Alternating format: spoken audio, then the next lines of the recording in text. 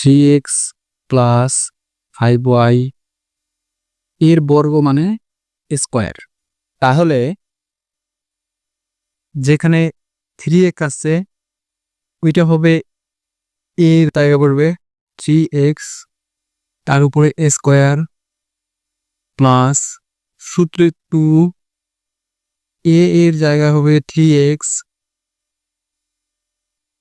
Into B এর জায়গা হবে 5y।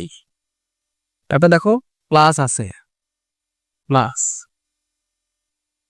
বি এর জায়গায় 5y আর স্কোয়ার স্কোয়ার। তো দেখো 3 এর উপর স্কোয়ার মানে হচ্ছে 3, দেখো 3 এর উপর স্কোয়ার মানে হচ্ছে 3 ইন্টু 3 ইকুয়াল 9। তারপরে এক্স এর উপর স্কোয়ার, তাহলে এটা এক্স স্কোয়ারই হবে। তাহলে 3 আর এক্স এর উপর স্কোয়ার আলাদা যদি করি তাহলে 3 এর উপর স্কোয়ার করলে হয় 9 আর এক্স এর উপর স্কোয়ার করলে হয় এক্স স্কোয়ার। তাহলে এটা এখন দাঁড়াচ্ছে 9x স্কোয়ার প্লাস আমরা সাধারণ যে গুণটা পারি সেই গুণটা করব। 2 আর 3 গুণ করলে 6 হয়, 6 আর 5 গুণ করলে 30 হয়। এক্স আছে, এক্স বসলো, ওয়াই আছে, ওয়াই বসলো, প্লাস 5 এর উপর স্কোয়ার করলে 25 হয়, তাহলে 25 ওয়াই এর উপর স্কোয়ার করলে ওয়াই স্কোয়ার। এটুকু অ্যান্সার।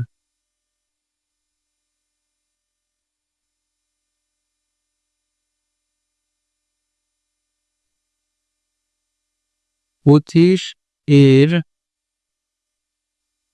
বর্গ নির্ণয় করো। অঙ্কটা দুইভাবে করা যায়, ভাবে দেখাই।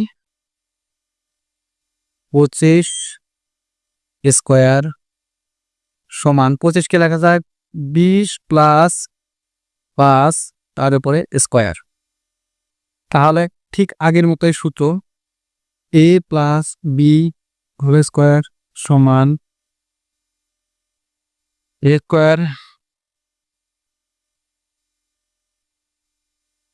Square plus 2ab plus B square. তাহলে এই অংশটুকু হচ্ছে এ, এই অংশটুকু হচ্ছে বি। তাহলে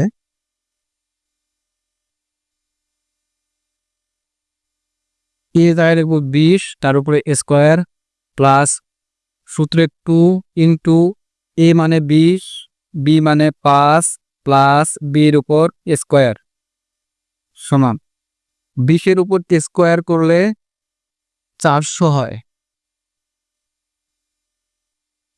প্লাস 20 দুগুণ 40, 5 40-এ 200 প্লাস হচ্ছে 5 এর উপর স্কোয়ার করলে 25, 400 200 600 আর 25-এ 625।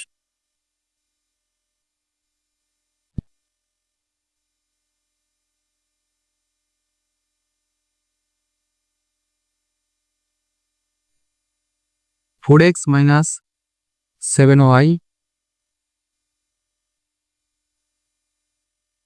এর বর্গ নির্ণয় করো। বর্গ মানে square, 4x minus 7y square. তাহলে এই অংশটুকু এ, এই অংশটুকু বি। তাহলে A minus B whole square অবস্থায় আছে, তাহলে আমরা সূত্র জানি A minus B whole square সমান A square minus 2ab plus B square. আচ্ছা, এ মানে কত 4x, তার উপরে স্কোয়ার মাইনাস 2 ইন্টু এ মানে 4x, বি মানে 7y প্লাস বি স্কোয়ার। আচ্ছা, 4 স্কোয়ার করলে 16 হয়, এক্স স্কোয়ার করলে এক্স স্কোয়ার। তাহলে 4x দুইটা একসাথে স্কোয়ার করলে 16 এক্স স্কোয়ার।